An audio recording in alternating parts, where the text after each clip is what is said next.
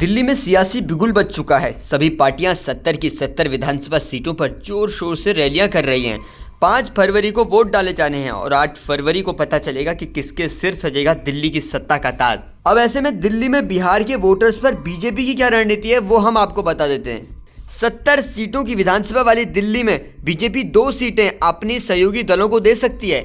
इन सहयोगी दलों में बिहार के मुख्यमंत्री नीतीश कुमार की जनता दल यूनाइटेड यानी जेडीयू और केंद्रीय मंत्री चिराग पासवान की लोक जनशक्ति पार्टी का नाम शामिल है। खबरों के मुताबिक जेडीयू को बीजेपी बुराड़ी की सीट दे सकती है और जबकि चिराग पासवान की पार्टी के नेता को देवली सीट से उम्मीदवार बनाया जा सकता है।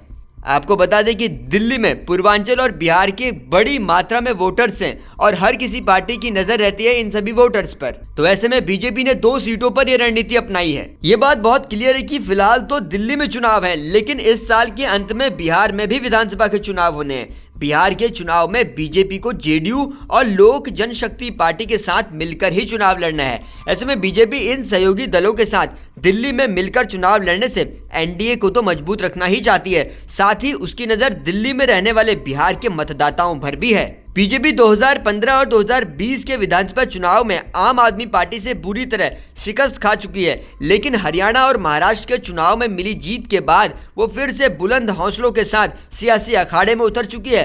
पार्टी ने कई राज्यों के नेताओं को दिल्ली के चुनाव प्रचार में झोंक दिया है। खुद प्रधानमंत्री नरेंद्र मोदी, केंद्रीय गृह मंत्री अमित शाह बीजेपी के चुनाव अभियान का आगाज कर चुके हैं। बीजेपी अगर नीतीश कुमार और चिराग पासवान की पार्टी को सीट देती है तो ये नेता दिल्ली के चुनाव प्रचार में उतर सकते हैं। ऐसे में बीजेपी को बाकी सीटों पर बिहार के मतदाताओं के वोट भी मिल सकते हैं। दिल्ली विधानसभा चुनाव एक ही चरण में होना है जो 5 फरवरी को होगा और मतों की गिनती 8 फरवरी को हो जाएगी और इसी के साथ पता चल जाएगा कि दिल्ली की सत्ता में कौन काबिज होगा।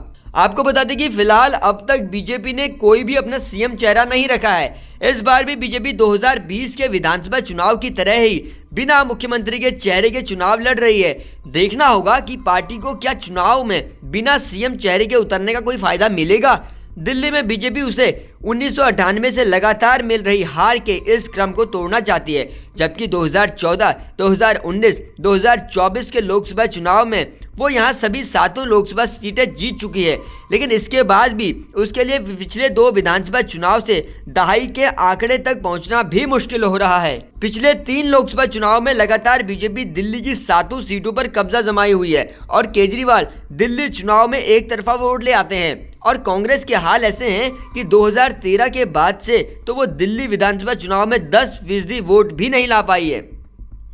एक टाइमलाइन आपकी स्क्रीन पर है, समझिए पिछले 3 विधानसभा चुनाव में कितना वोट प्रतिशत और कितनी सीटें किस पार्टी को हासिल हुई।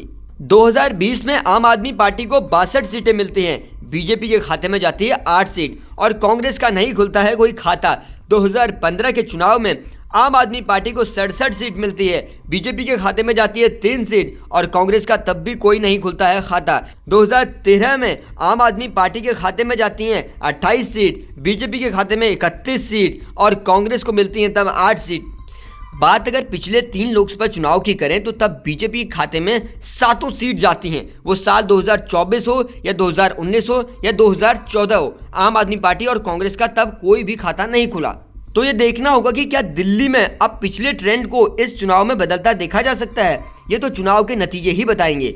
बीजेपी के लिए कथित शराब घोटाला मामले के बाद चुनौतियां भरकर सामने आई हैं। विरोधी केजरीवाल की फ्री रेवड़ी पॉलिटिक्स पर हमला बोलते आए हैं और केजरीवाल दिल्ली में 10 साल से हैं। तो क्या कोई विरोधी लहर भी केजरीवाल को नुकसान पहुंचाएगी? अगर हाँ तो फिर वो कितना? साथ ही मोदी ने अपने सभी मंत्रियों को दिल्ली में उतार दिया है और उसके बाद अब मोदी शाह का ये प्लान कि वो बिहार के वोटर्स को अपने पाले में लाने में कितना सक्षम होंगे, ये तो चुनाव के नतीजे ही बताएंगे।